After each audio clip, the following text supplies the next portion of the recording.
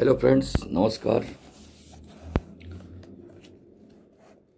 नगर पालिका अधिनियम का यह सेकंड पार्ट है।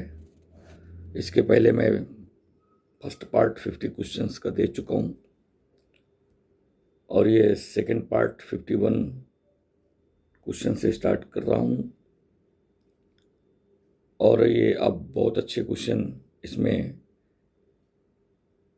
हैं, तो इन्हें आप देखिए और इन्हें आप ध्यान से सुन लीजिएगा। इनमें से एक दो क्वेश्चन आपको यूपीएसजीएस में मिलने ही वाला है, क्योंकि बहुत इंपॉर्टेंट सेक्शन से इसमें एमसीक्यू मुझे मिले हैं और वो मैंने बेयर एक्ट को देखा और उसमें जो सेक्शन से क्वेश्चन लिए गए हैं तो मैंने देखा उस सेक्शन से वही क्वेश्चन बन रहा है। तो बहुत ध्यान से देखिएगा। मैं आशा करता हूं कि क्वेश्चन आपको ज़रूर मिलेंगे और यदि आपको क्वेश्चन मिलते हैं तो कमेंट एग्ज़ाम के बाद ज़रूर कर दीजिएगा एक बार मेरे लिए। चलिए पहला क्वेश्चन लेते हैं। नगर पालिका अध्यक्ष सदस्य किसके समक्ष शपथ लेता है? ओथ किसके सामने लेता है? तो ये जिला मजिस्ट्रेट हैं जिनके सामने ये ओथ लेते हैं।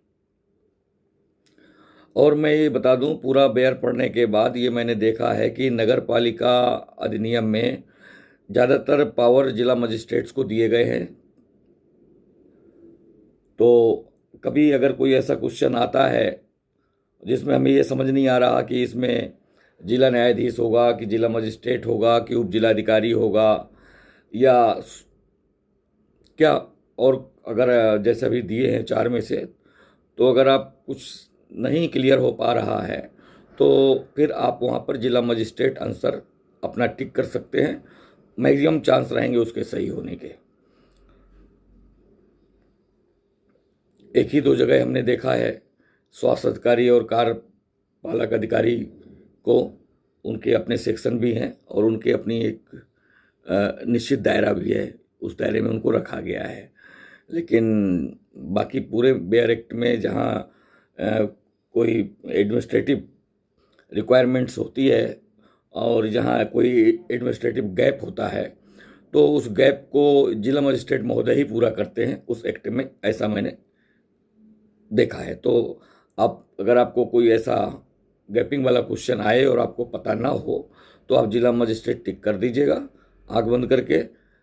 98% सही होगा वो। अगला लेते हैं। नगर पालिका अध्यक्ष का पद रिक्त हो जाने पर नए अध्यक्ष की नियुक्ति कितने माह के भीतर की जानी चाहिए?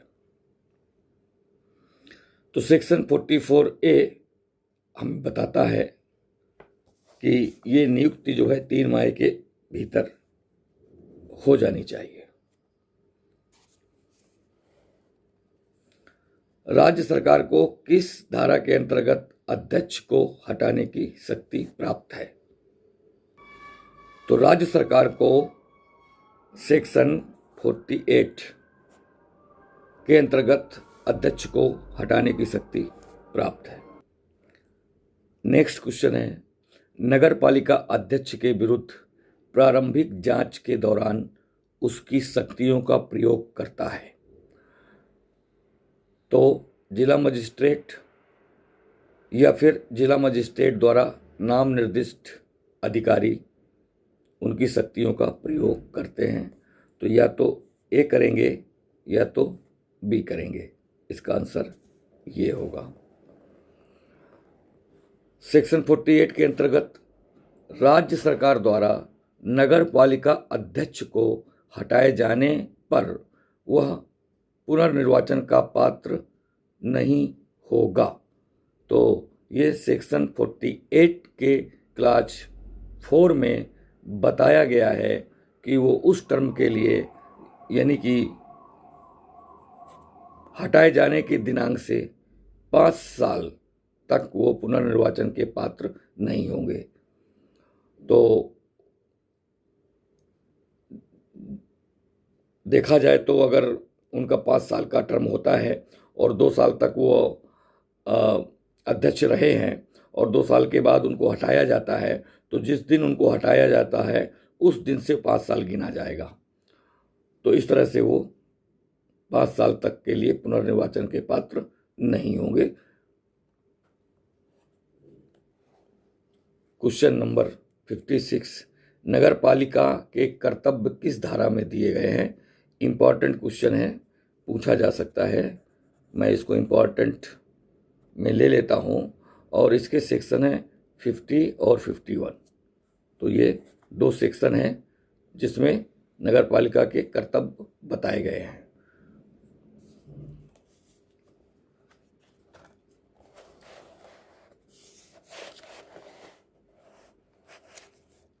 अब 57 लेते हैं पहले।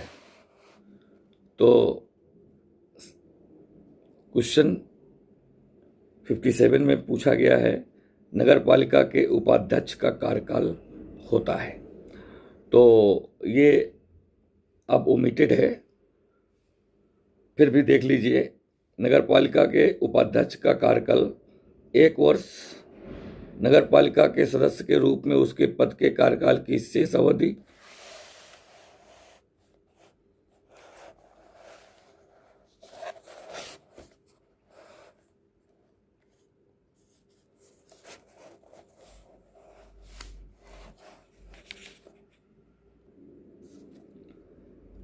या फिर ए एवं बी में से जो भी कम हो। तो इसका आंसर यही रहेगा। तो उपाध्यक्ष का कार्यकाल या तो 1 वर्ष होगा या नगर पालिका के सदस्य के रूप में उसके पद के कार्यकाल की शेष अवधि, इन दोनों में से जो भी कम होगा वही उसका टर्म होगा। अब यह है नहीं, ये मैचिंग है। तो इसमें मैंने सामने सामने लिख दिया है, पशुओं को सड़क पर भटकने देना या बांधना, इसके लिए जो दंड है वो 250 रुपये है। नगर पालिका भूमि का पड़ाव आदि के रूप में अपराधिकृत प्रयोग, इसके लिए दंड 100 रुपये है, 100 रुपये है। अपराधिकृत ज्वलनशील निर्माण या उसे रहने देना, उसके लिए जो दंड है वो 25 रुपया और 2 सिद्धि के पश्चात प्रत्येक दिन के लिए 10 रुपया। इनको ज़्यादा पूछे जाने की संभावना नहीं है, लेकिन अब बुक में थे तो हमने कहा इनको भी शामिल कर लेते हैं, शायद कोई दंड ही अकेले पूछ लिया जाए। खड़ंजों और नगर पालिका को अन्य संपत्ति में अनाधिकृत हस्तक्षेप यदि किया जाता है तो उसके लिए दंड है 1000 रुपये।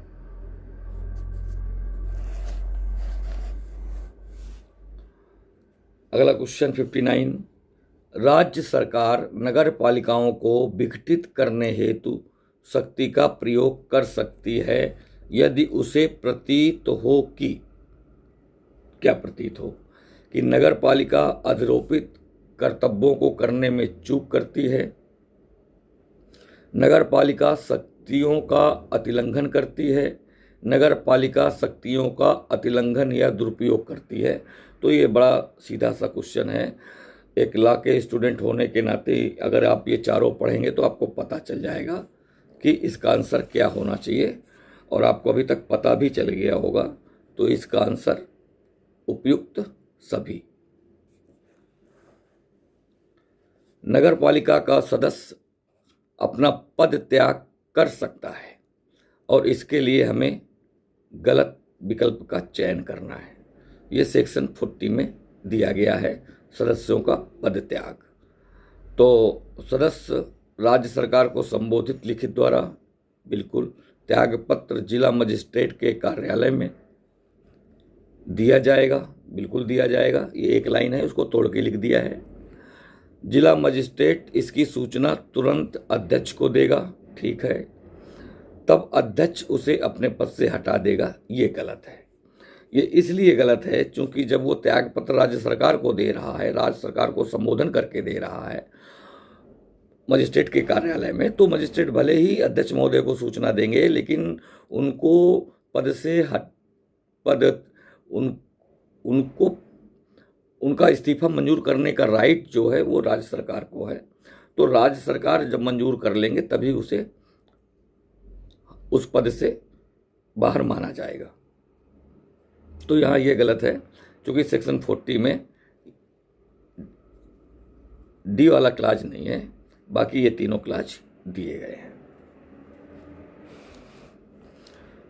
अब ये क्वेश्चन बहुत अच्छा है, सेक्शन 40 से ही है जो ये क्वेश्चन बन रहा है। ये बहुत अच्छा क्वेश्चन बन रहा है, इसको आप थोड़ा सा ध्यान दीजिएगा। राज्य सरकार निम्नलिखित में से किस आधार पर किसी नगरपालिका सदस्य को हटा सकती है? तो धारा 12 घ यानी कि 12 डी और धारा 13 डी में वर्णित किसी अनहर्ता पर।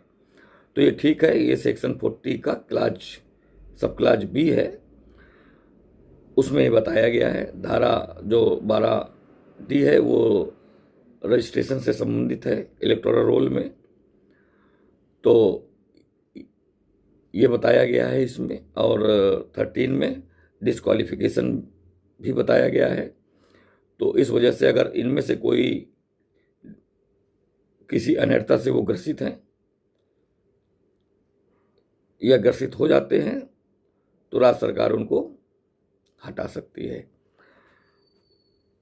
दूसरा है, उसने धारा 82 के अर्थ में कोई हित अर्जित किया हो, तो ये सेक्शन 40 का ही क्लास सी है, सब क्लास सी है।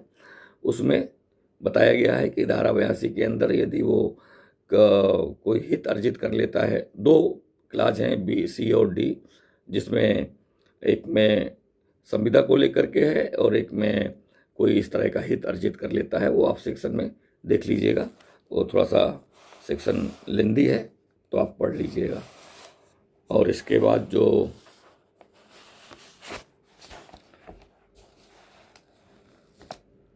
तीसरा है वो है दुराचरण का दोषी रहा है, तो ये सेक्शन 40 का ही सब क्लास एच है और उपर्युक्त सभी।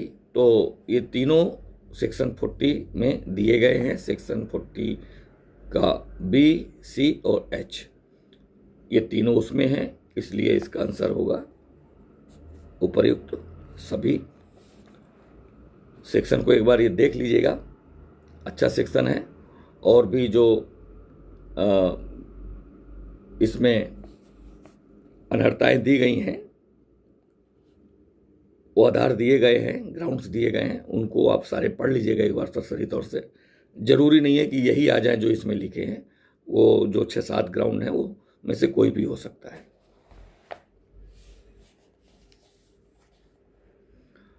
अब फिर से एक मैचिंग है, इसको भी देख लेते हैं। खतरनाक तरीके से आग्नेय आयुध चलाना या आतिशबाजी छोड़ना या खतरनाक खेल खेलना, इसके लिए जो दंड है वो 20 रुपया ही है। सड़कों पर बाधा पैदा करना, उसके लिए दंड 500 रुपया है। और दोष सिद्ध के पश्चात प्रत्येक दिन यदि ये अपराध जारी रहता है तो फिर 10 रुपया पर डे। सार्वजनिक भूमि की अनाधिकृत खुदाई यदि आप करते हैं तो 500 रुपया, और यदि ये कंटिन्यू करते हैं तो फिर 10 रुपया पर डे। स्वामी या अध्यासी द्वारा दुर्गंधित पदार्थ को हटाने में विफलता तो 500 रुपया, और अगर आगे कंटिन्यू है तो फिर वो 10 रुपया। इस तरह से ये मैचिंग थी।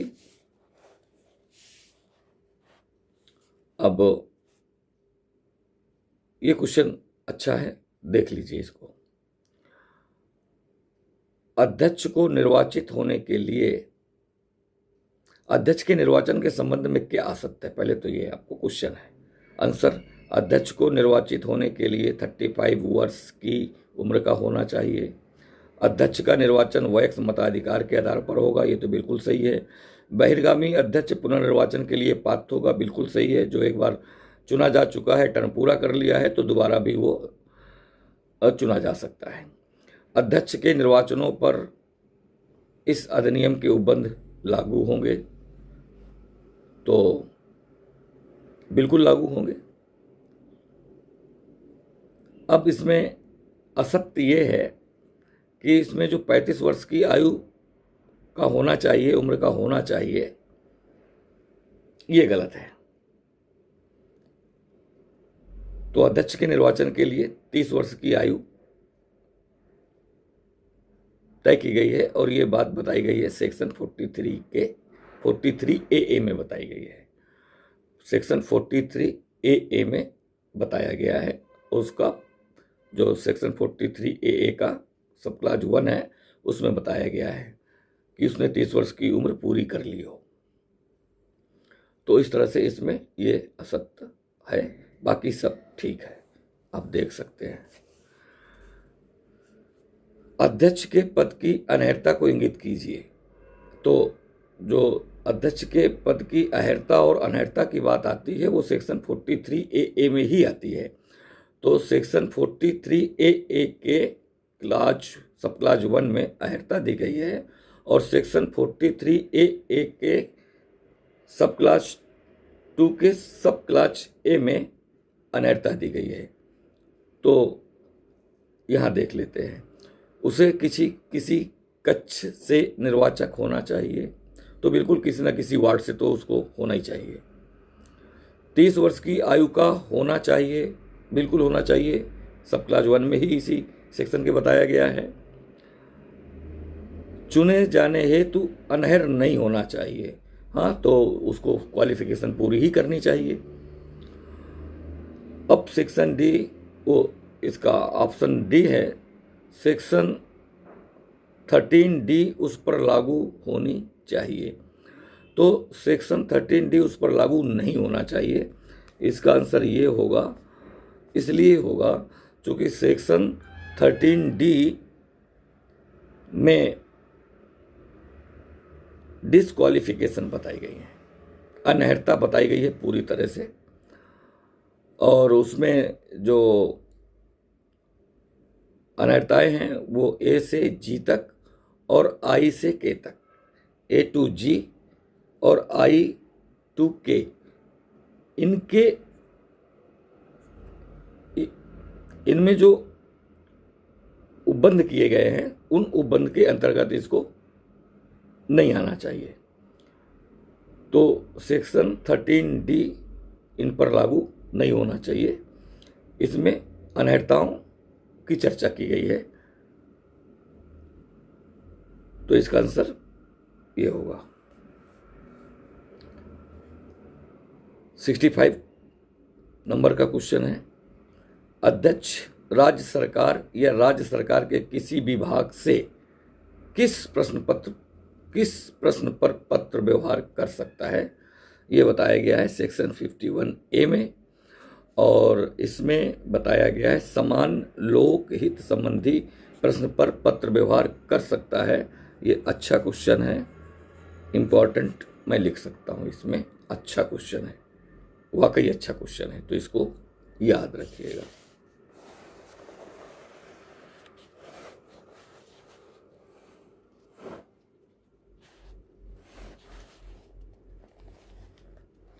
अब 66 नंबर क्वेश्चन लेते हैं, अध्यक्ष को हटाया जा सकता है यदि उसने, तो फिर से वही सेक्शन 43 ए का सब क्लास 2 में ये बताया गया है कि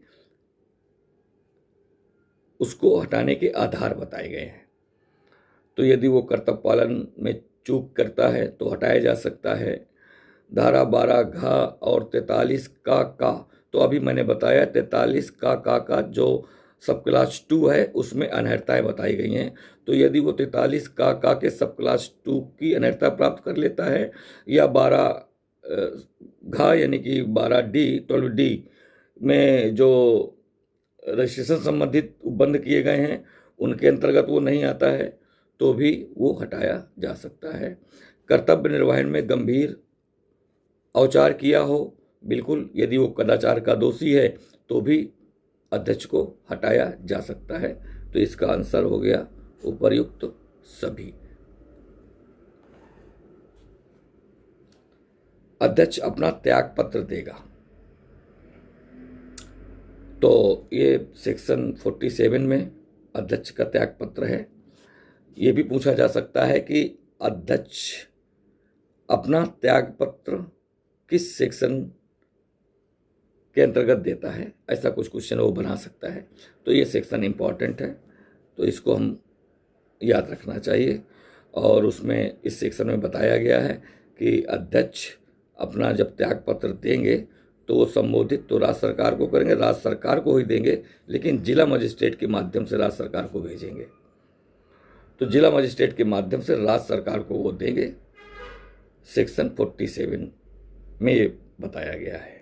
सेक्शन 47 याद रखने वाला सेक्शन है। नगर पालिका के अध्यक्ष के विरुद्ध अविश्वास प्रस्ताव किसके समक्ष किया जाता है? तो अब इसकी व्यवस्था खत्म कर दी गई है। इसमें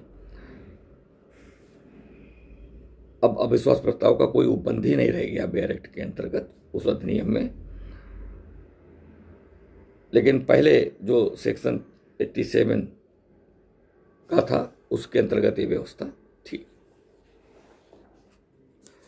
विशेष संकल्प द्वारा कार्य करने के लिए कितने सदस्यों की उपस्थिति अनिवार्य है?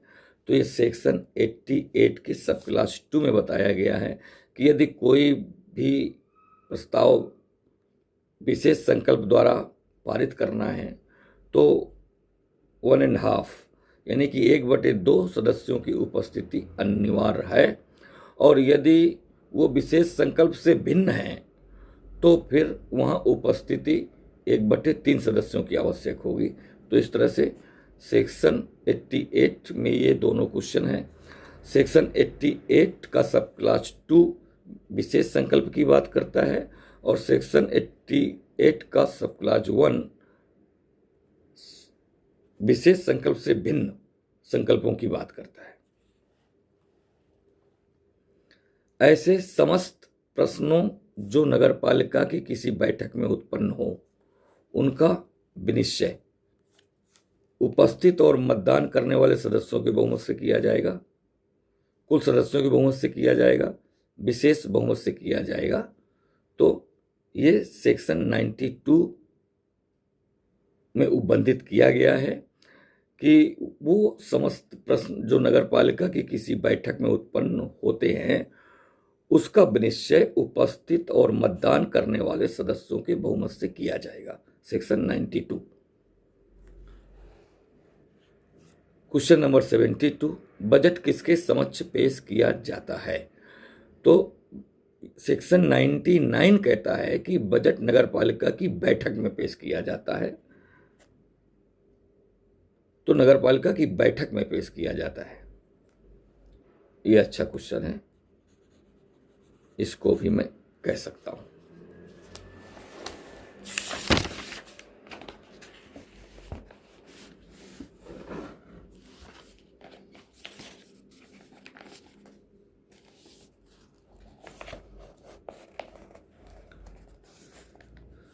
क्वेश्चन है 73 नंबर।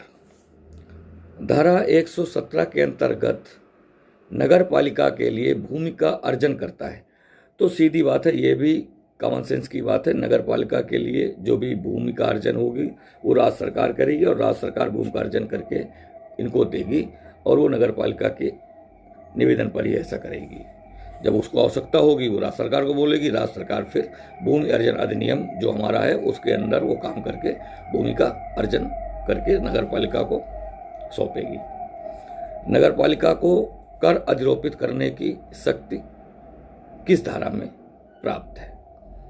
तो नगर पालिका को कर अधिरोपित करने की शक्ति धारा 128 में प्राप्त है और ये कर संविधान के आर्टिकल 285 के अकॉर्डिंग ही आरोपित कर पाएगी, जैसा उसमें प्रावधान किया गया है। उन प्रावधानों के अधीन यानी कि अनुच्छेद 285 के अधीन रहते हुए नगर पालिका अपने अधिनियम की धारा 128 के अंतर्गत कार्य करेगी, करों का अधिरोपण करेगी। नगर पालिका का अधिरोपण के लिए विशेष संकल्प किसको भेजती है? नगर पालिका नगर पालिका कर अधिरोपण के लिए विशेष संकल्प किसको भेजती है? तो सेक्शन 135 में बताया गया है कि ये जो विशेष संकल्प है वो राज्य सरकार को भेजेगी।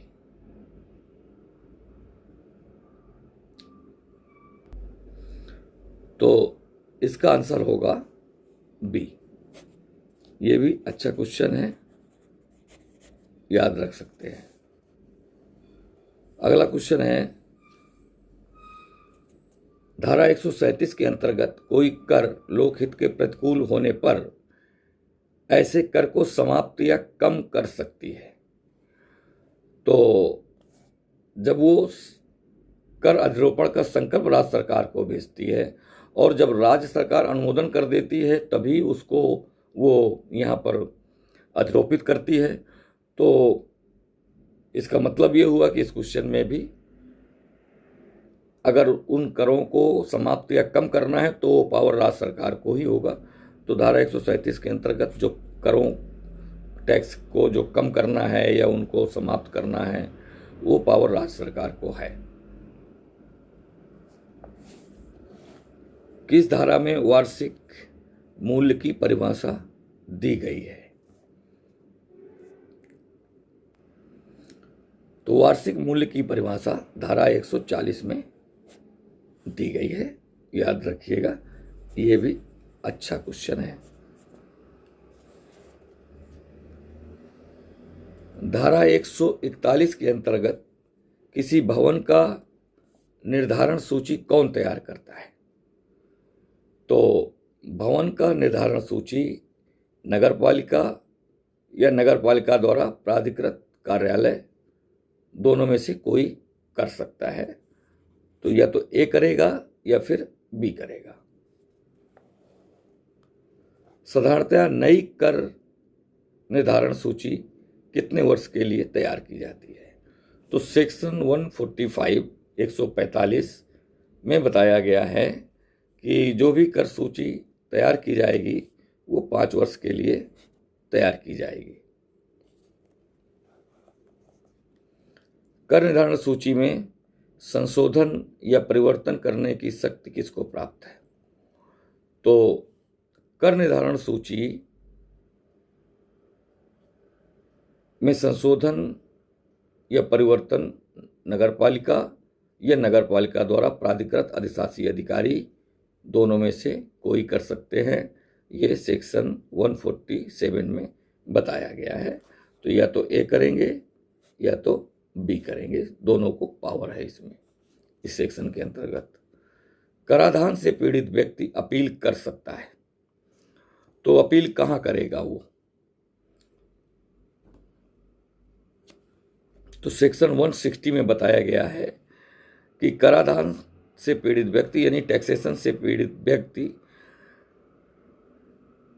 अपील या तो जिला मजिस्ट्रेट के समक्ष करेगा या राज्य सरकार द्वारा सशक्त कोई अधिकारी है उसके समक्ष करेगा। तो इन दोनों के समक्ष वो अपील कर सकता है यदि वो नगरपालिका के टैक्सेशन से पीड़ित है। तो या तो जिला मजिस्ट्रेट के यहाँ होगी या राज्य सरकार द्वारा सशक्त कोई अधिकारी है अपील सुनने के लिए तो उसके समक्ष होगी। कराधान से अपील का प्रावधान किस धारा में है? तो अभी अभी हमने पढ़ा कि अपील का प्रावधान 160 में है। जिला मजिस्ट्रेट या अधिकारी को अपील की सुनवाई के दौरान मामले के तथ्यों और उस प्रश्न पर जिस पर संदेह है वो उच्च न्यायालय को निर्देश धारा के अंतर्गत करता है। तो धारा 162 के अंतर्गत रेफरेंस करता है, निर्देश करता है और वो उच्च न्यायालय को ही की जाएगी, उच्च न्यायालय को ही की जाएगा। अपील में पारित जिला मजिस्ट्रेट के आदेश से पीड़ित व्यक्ति को उपचार है तो वो उपचार पुनर्विलोकन का है और कोई उपचार उसके पास फिलहाल नहीं है। अपील का उपचार वो कर ही चुका है। अब अपील कर ही चुका है, अब अपील के बाद क्या बचता है? उसके पास अधिनियम के अंदर केवल पुनर्विलोकन का अधिकार बचता है। जिला मजिस्ट्रेट के अपीली आदेश से व्यथित व्यक्ति आदेश के दिनांक से 30 दिन के भीतर पुनर्विलोकन के लिए आवेदन कर सकता है। ये इसका लिमिटेशन पीरियड है, उसके बाद वो रिव्यू भी नहीं होगा। यदि कोई भवन का निर्माण नगरपालिका की अनुमति के बिना एवं रेखांकन यानी कि नक्शा प्रस्तुत किए बिना करता है तो वह दोष सिद्ध ठहराए जाने पर दोष सिद्ध किया जा सकता है 1,000 रुपये तक के जुर्माने से। तो ये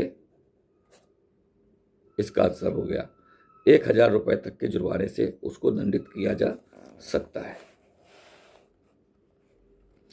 किसी भवन के निर्माण के लिए नगरपालिका से स्वीकृति किस धारा के अंतर्गत लेनी होती है? तो इसका आंसर है धारा 180 180। इसके अंतर्गत भवन निर्माण के लिए नगरपालिका से स्वीकृति सैंक्शन लेनी ही पड़ती है। तो ये भी इंपॉर्टेंट क्वेश्चन है, ये सेक्शन अच्छा है, पूछा जाने लायक है। किसी निर्माण कार्य को रोकने तथा निर्मित भवन को गिरा देने की नगरपालिका की शक्ति किस धारा में है? तो इसका आंसर है 186। किसी निर्माण कार्य को रोकने तथा निर्मित भवन को गिरा देने की नगरपालिका की शक्ति 186 में है। ये भी इंपॉर्टेंट सेक्शन है, सेक्शन ही पूछा जा सकता है। तो अगर किसी भवन का निर्माण करना है उसके लिए स्वीकृति लेनी है तो 180 में जाएंगे, और अगर किसी निर्माण कार्य को रोकना है नगरपालिका को या कोई अपराधिकृत भवन का निर्माण हो गया है तो उसको गिरा देने की भी शक्ति नगरपालिका को है 186 के अंतर्गत।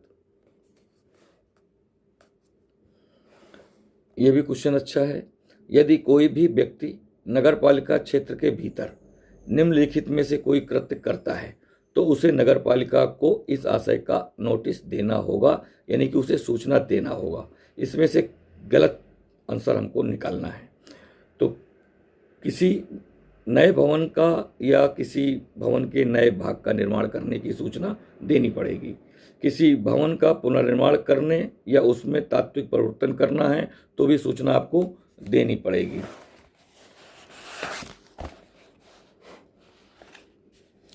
कोई कुआं बनाने या उसमें विस्तार करना है तो भी आपको सूचना देनी पड़ेगी। तो ये धारा 178 में बताया गया है कि किन किन स्थितियों में आपको सूचना देनी पड़ेगी। तो ये तीन ही परिस्थितियां बताई गई हैं।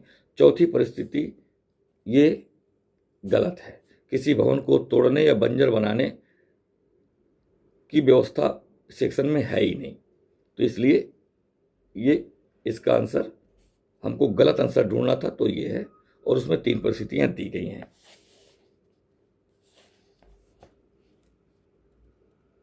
यदि किसी सड़क या नाली में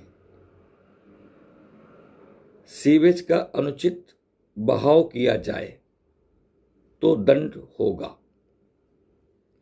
तो इसके लिए दंड होगा 250 रुपये।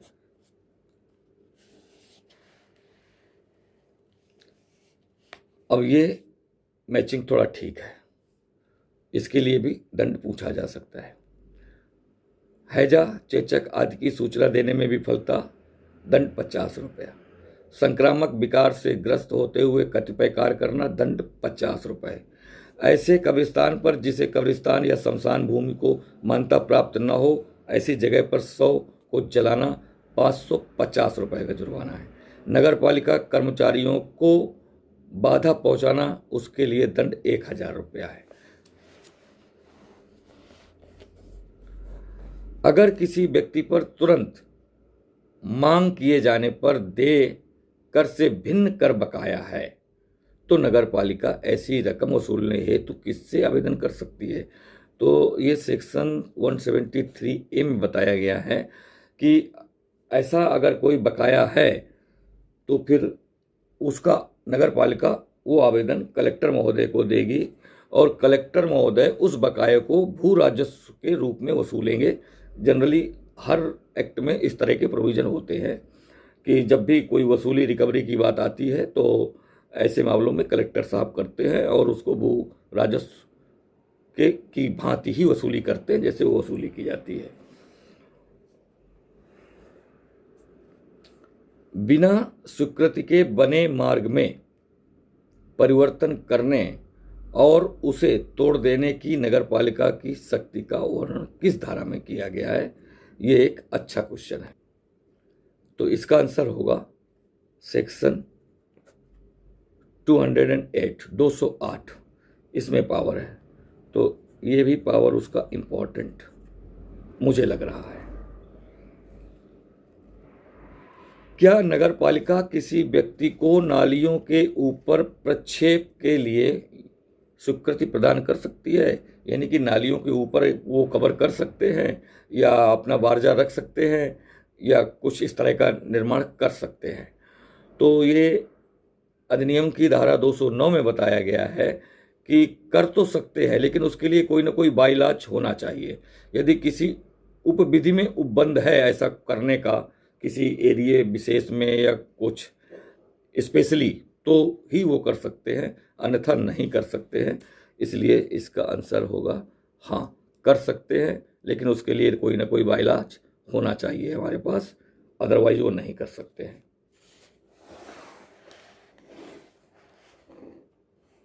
Question number 95।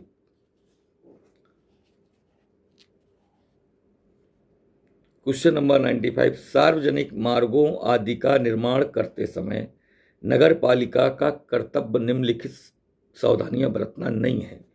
तो ये सेक्शन 223 के सब क्लास 1 में ये कर्तव्य बताए गए हैं। और जनरली आजकल रोड वगैरह बनते रहते हैं, तो आप देखते होंगे वही चीज़ें लिखी हैं कि अगर वो रोड बनाते हैं, तोड़ते हैं, काटते हैं, डाइवर्जन करते हैं रोड का, तो क्या क्या सावधानियां वो बरतते हैं। तो पहला है स्पष्टता दर्शनीय बनाकर और आसन्न भवनों को सुरक्षित करके, बिल्कुल सही है। ऐसे निर्माण हेतु डंडे, जंजीर व खंभे लगाकर बिल्कुल कवरी करना पड़ेगा। किसी चालू निर्माण कार्य पर पहरा रखकर बिल्कुल करना पड़ेगा ये भी उनको।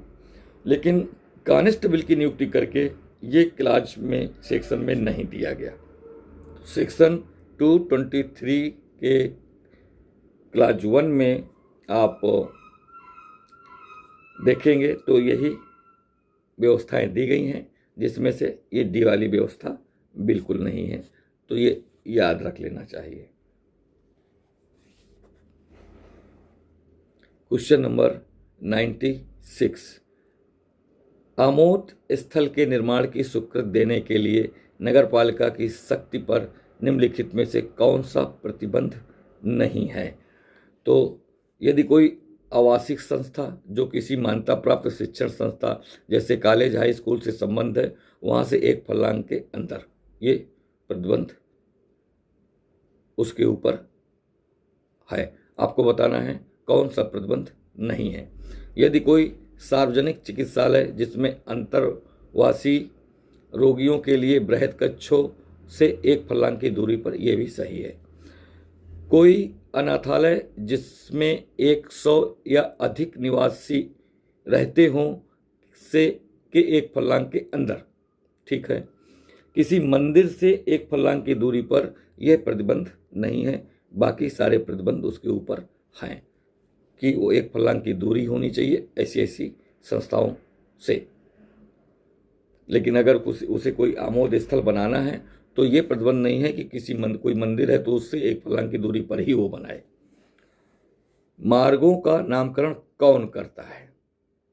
सेक्शन 217, 217 में बताया गया है कि मार्गों का नामकरण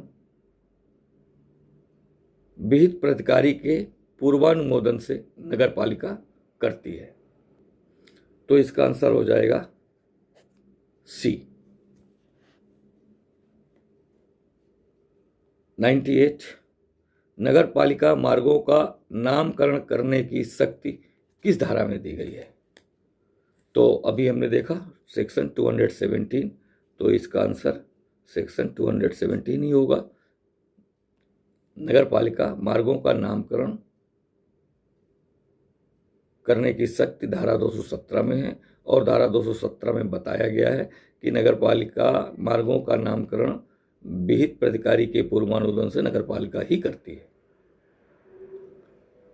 किसी प्राइवेट मार्ग को सार्वजनिक मार्ग घोषित कर सकती है या कर सकता है, तो ये धारा 221 221 में बताया गया है कि वो नगरपालिका ही कर सकती है, ये पावर उसके पास ही खुद का है। तो किसी प्राइवेट मार्ग को सार्वजनिक मार्ग घोषित कर सकती है, ये पावर उसके पास है। किस धारा के अंतर्गत नगरपालिका प्राइवेट मार्ग को सार्वजनिक घोषित कर सकती है? तो अभी हमने देखा धारा 221, तो ये धारा 221 इंपॉर्टेंट है, बहुत इजी है। इस तरह का क्वेश्चन पूछा जा सकता है यूपीएससी में, कोई बड़ी बात नहीं है। और ये लास्ट क्वेश्चन देख लीजिए, धारा 318 के अधीन सेक्शन 318 के अधीन नगरपालिका के आदेश की अपील होगी तो कहाँ होगी?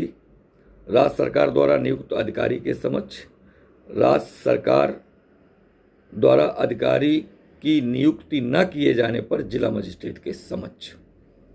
तो या तो ए या तो बी, तो इसका आंसर होगा ये।